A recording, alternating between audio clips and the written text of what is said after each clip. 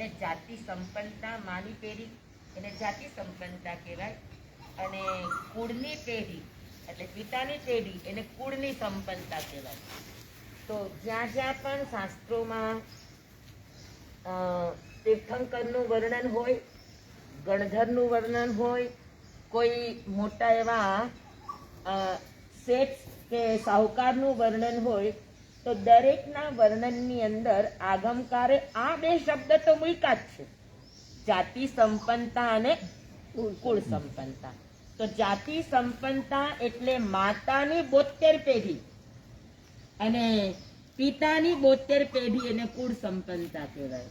એ 72 પેઢીની ખાનદાનીનું પુણ્ય ભેગું થાય ત્યારે અવતારી પુરુષનો જન્મ થાય, એમને એમ ન થાય.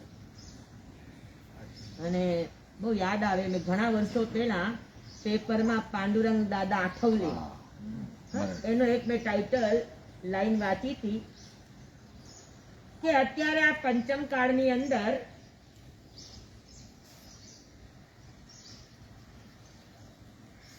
અનાસક્ત યોગી કૃષ્ણને જન્મ લેવો છે. આકાશમાં આટા મારી રહ્યા છે પણ નીચે નથી આવતા.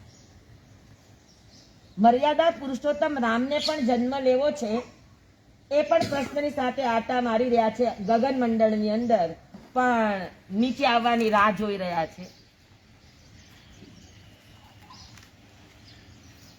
બુદ્ધ, મહાવીર, પૈગંબર જેવા મહાપુરુષો બધાને આ ધરતી ઉપર અવતરવું છે, પણ બધા જ રાહ જોઈ રહ્યા છે. બધાને આવવું છે પણ આવી નથી રહ્યા. શું કામ?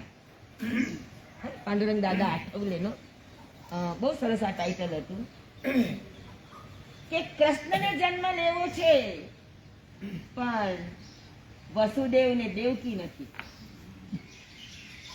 રામને જન્મ લેવો છે પણ દશરથ અને કૌશલ્યામાં નથી. મહાવીરને જન્મ લેવો છે પણ દેવાનંદા, ઋષભદત્ત કે ત્રિશલા સિદ્ધાર્થ રાજા નથી. તો આવા મહાપુરુષોને જન્મ લેવો છે, પણ જન્મ લેવા માટે પણ એને ધરતી જોઈએ, જન્મ લેવા માટે પણ એને કુક્ષી જોઈએ. એવી કોઈ કુક્ષી જ નથી તો મહાપુરુષો અવતાર કરે છે. સમજાય છે તમને? તો મહાપુરુષો માત્ર એની સાધનાના બળથી જ આગળ નથી વધતા. મહાપુરુષો માત્ર એના પોતાના કાંદા ઉપર મહાપુરુષ નથી બનતા. એક મહાપુરુષને મહાપુરુષ બનવા માટે પવિત્ર ધરતીની જરૂર પડે. કોની જરૂર પડે? પવિત્ર ધરતીની જરૂર પડે. તો આવી માતાની અને પિતાની ખાનદાનીની પેઢીઓ તૈયાર થાય ત્યારે જઈને આવા અવતારી પુરુષનો જન્મ થાય. અને મહાવીર સ્વામી જેવાને, બાકી બધા તીર્થંકરોને 144 પેઢીની પુનાઈ લાગી, ખાનદાની લાગી. 72 માતાની ને 72 પિતાની, 144. પણ ભગવાન મહાવીરને થવા માટે તમે વિચાર કરજો કે ભગવાન મહાવીરનો કાળ આપણા બધાનો કાળ છે, અને આ કાળ કેટલો બધો સંઘર્ષમય હશે કે ભગવાન મહાવીરને જન્મ દેવા માટે 288 પેઢી લાગી. કેટલી? હા, ભગવાન મહાવીર સ્વામીને 2 માતા ને 2 પિતા, દેવાનંદા અને ત્રિશલા માતા. હા, પેલા ગર્ભમાં આવકાર દેવા માટે દેવાનંદા માતા, અને પછી પાલન અને પોષણ માટે ત્રિશલા માતા. હા, જન્મના બિયારણમાં ઋષભદત્તનું બિયારણ. હા, અને પછી ફાયલું ફૂયલું સિદ્ધાર્થ રાજાને આંગણે. તો આ ચારેય માતા પિતાની 72 પેઢી ગણો તો કેટલી થાય? હા, 288 પેઢીનું પુણ્ય ભેગું થાય ત્યારે એક મહાવીર જેવા પુરુષનો સંઘર્ષ કાળમાં જન્મ થાય. હા, તો આપણા રૈયાણી પરિવારની કેટલી પેઢીની પુનાઈ હશે તો તપસ્વી ગુરુદેવનો જન્મ થયો. હા, તમે તો વગર કરે લોટરી પામી ગયા ને, લોટરીની ટિકિટ લાગી ગઈ. હા, આવા કુળમાં જન્મ થવો લાગી ગયો. હા, જેકપોટ લાગી ગયો.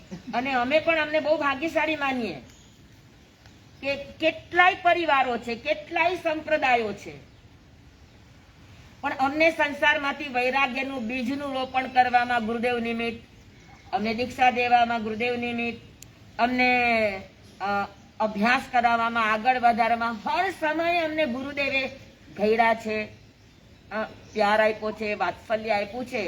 ત્યારે જઈને આજે અમે અહીંયા,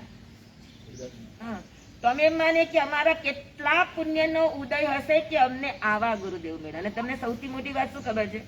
ખબર છે કે ગુરુદેવ બહારથી ગમે તેવા હોય, પણ અમારા જેટલા પણ મહાસતીજીઓ છે, જેટલા પણ, કોઈ મહાસતીજી એવા નહીં હોય કે જેને ગુરુદેવનું અપાર વાત્સલ્ય ન મળ્યું હોય.